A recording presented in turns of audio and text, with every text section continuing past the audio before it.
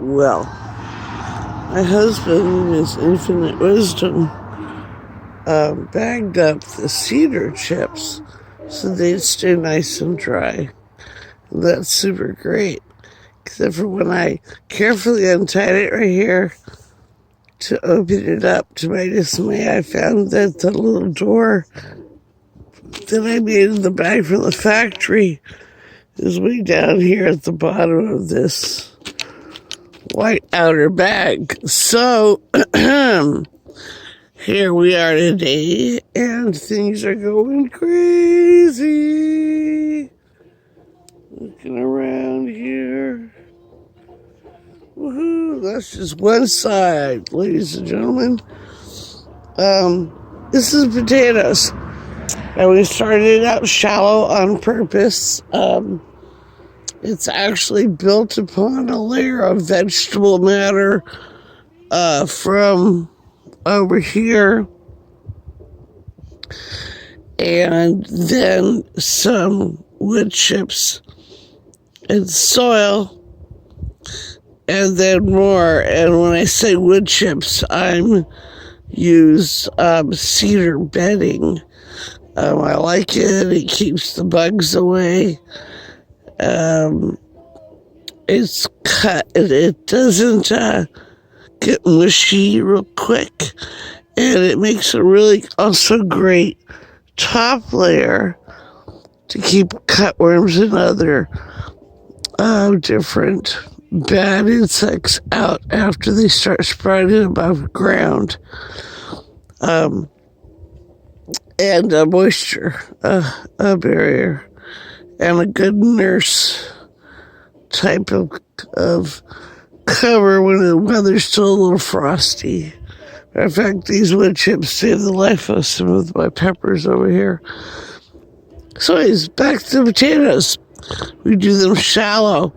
They've had their first layer, which again is just rough compost, soil, a little bit of soil, a smoother compost, and then the wood chips. Then I put a layer, then I set my potatoes in. Then I put another layer of soil, in this case, and wood chips. And now what I'm going to do is almost the same thing. I'm going to add some more wood chips. And then I have a soil mix over here that Michael has already mixed together for me. And it's all organic. And it's mulch. And it's compost. And then there's, I lose track, chicken manure, which is really high in nitrates. There's a small amount of blood meal. And I'm having a brain fart. I have the recipe online. Anyway, so he mixes it out really well together. And then I use it here in the containers, and it's been very successful. Because I'm not a huge in raised beds, because that's what I believe containers are. They're not a little piece of pottery like that over there. And if I use small pottery, I prefer terracotta because it actually breathes. So, and we've drilled holes for drainage and everything, but bin gardening to me is very similar to raised bed, which again is just above the soil. And as you can see here, this is definitely marginal, and that's woods, and that's got a lot of other growth and things that would be really hard to work with. So here we are. Not to mention we're doing the nomad thing, so okay. So I'm going to cover this up, and we'll be back in a minute.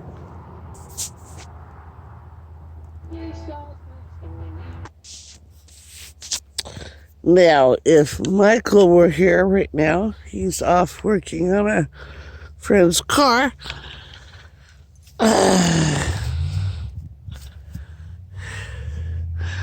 So he would just heft this bag up and dump a bunch in here. Well, traffic. He would have up a bunch. Have up the bag and just dump a bunch in here. Well, I can't do that. And I can do it by hand. But instead, I use this. I get these at the Dollar Tree or Family Dollar. And it's just a scoop. Costs $1. Sometimes $2 for $1. So I just scoop all this out and scoop in here and get my layer to my desired height. And in this case, I'm going to cover it up probably about with that much of the cedar shavings. Then I'm going to do another layer of my garden soil mix. And my goal is to get to, well, this will get covered probably. And this will barely get covered. And I'll take it up to the bottom of this, which will kind of be my marker. So as this, which is the largest and tallest plant, gets taller, I will continue to add soil. The more soil I get until I get a mound.